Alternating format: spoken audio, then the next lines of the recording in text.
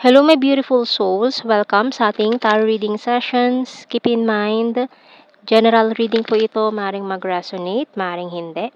Kunin nyo na lang po kung para sa inyo and leave the rest. Maring mag-shift na energies or magkabaliktad ang sitwasyon.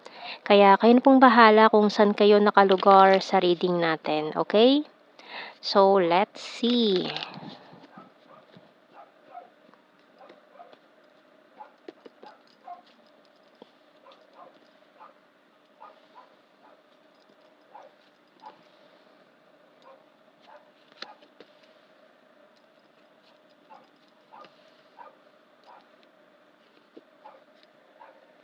Okay, so may specific sign tayo ng strong Libra dito and Capricorn.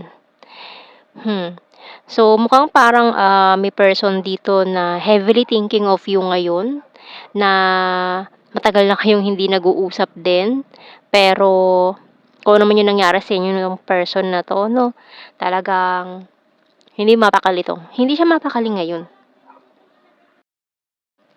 Mukhang itong taong ito ay, gusto siyang sabihin sa'yo yung feelings niya pero hindi niya talaga nasabi 'to before. Kaya parang nanghinayang siya na hindi siya umamin, hindi niya sinabi sa'yo yung feelings na yun, kinimkim na lang niya, tinago na lang niya.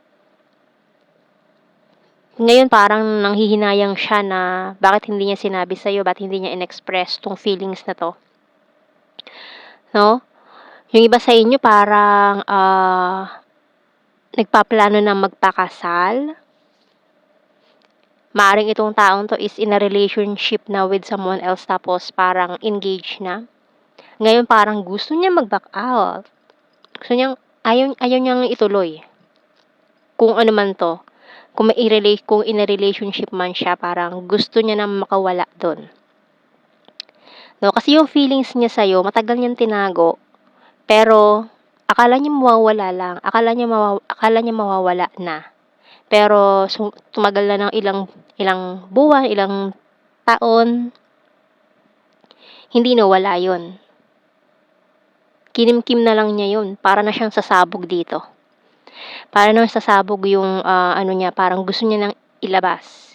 Gusto niya ng i-express yun. Kasi habang tinatago niya, parang mas lalo pang gustong kumawala sa sistema niya. Okay, so mukhang wala kang idea about sa feelings nitong taong 'to. Kasi nga magaling siya magtago, pero mukhang hindi niya na kayang pigilan 'to. Nagpapanggap siya na wala lang, pero nahihirapan na siya.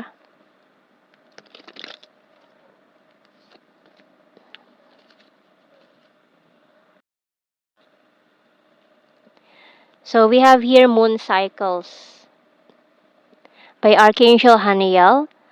Notice how the moon affects your energy and manifestations and capitalize upon these cycles.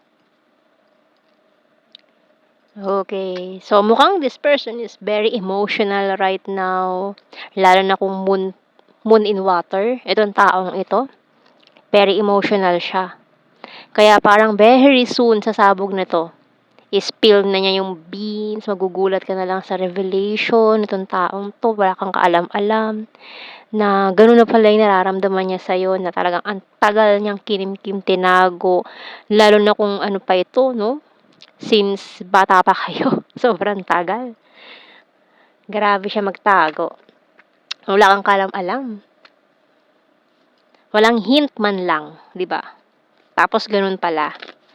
Tapos nagulat ka, umiwas bigla itong taong ito, itong person na 'to.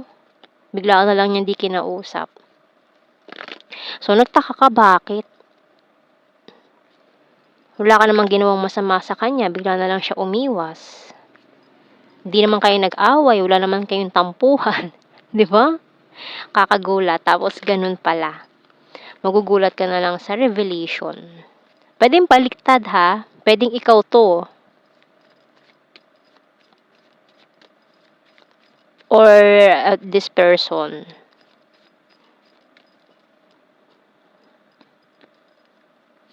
So, we have here the crystal ball. Ayan, o, di ba?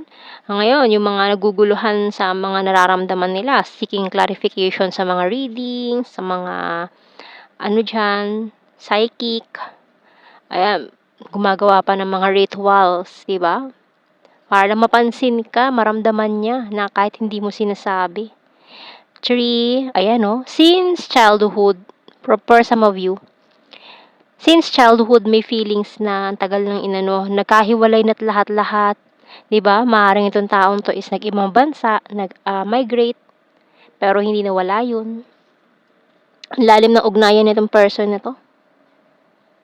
With this tree, para kayong soul tribe, soul family, ganyan, na matagal na 'tong ugnayan nyo since ilang lifetimes na yung pinagdaanan nyo nitong person na 'to.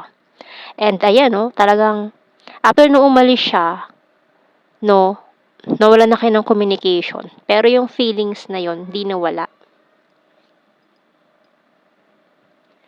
Okay, so magugulat ka na lang, this person babalik. Lalo na kung ano mo to, yung kababata mo, ganyan, na matagal na kayong hindi nagkita, nag-usap.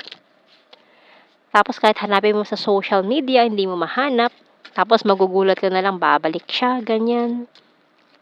Or ito yung tipo nung kababata mo na hindi na nagpaalam sa'yo, naaalis na pala sila.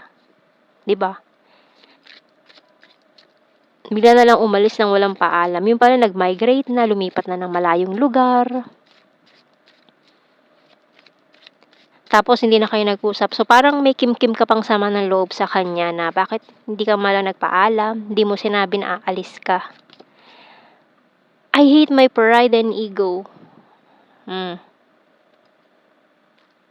So yun lang siguro din medyo ma-pride itong taong to.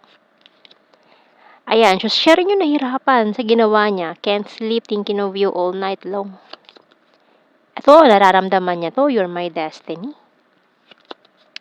Sorry, I'm wasted. Ayan, so sorry daw kasi hindi niya ginusto rin yung mga nangyari, ganyan.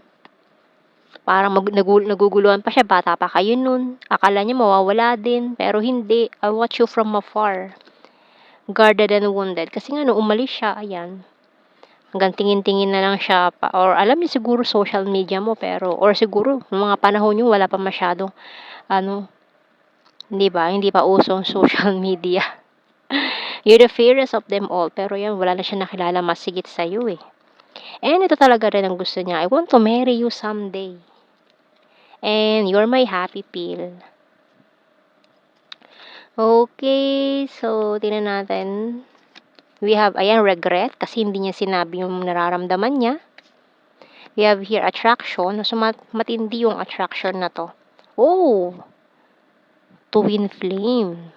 Pwedeng twin flames talaga to. Or soulmate. Or kung ano man yung gusto nyong i-label. Maaari kasi talagang marami na kayong lifetimes, na pinagdaanan na itong taong to. Letter S. U. Pwedeng nasa US siya. Ganyan.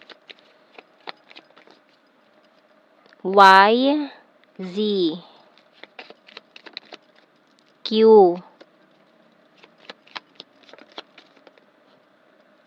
Letter V. G. R. A. and J. X. E, and W. And F, bottom card. Ang dami niyan Sinong bumingo? Okay, so tingnan natin sa ating general signs and the messages. Sa mga keywords na lang to, hindi na natin kailangan i-explain, paliwanag ng mga meaning niya, alam nyo na yan. Okay, so we have here a fire sign, strong fire, Aries, Leo, Sagittarius.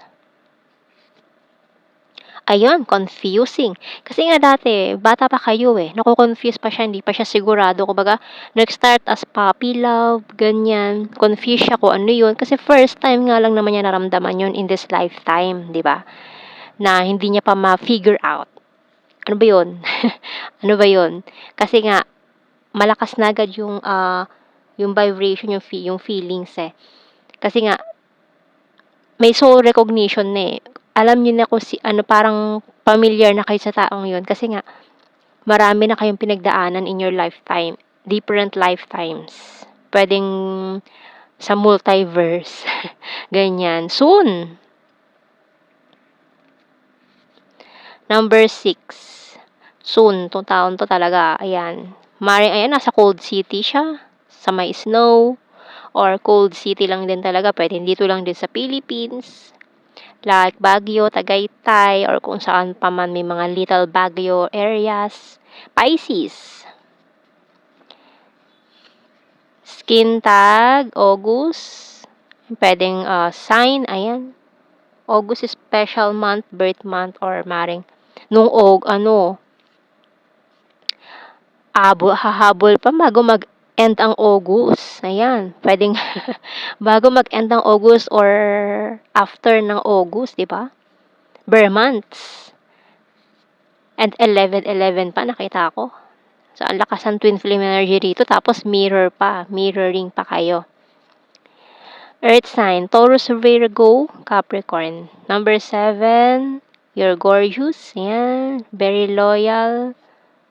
Need more signs pa. Okay. Divine Feminine.